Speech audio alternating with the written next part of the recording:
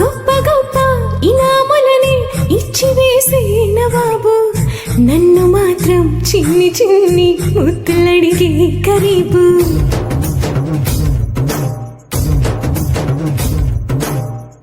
పెద్ద పెద్ద పనులు ఇట్టి చక్కబెట్టి మగాడు వాడి చొక్క ఎక్కడుండు వెతకమంటా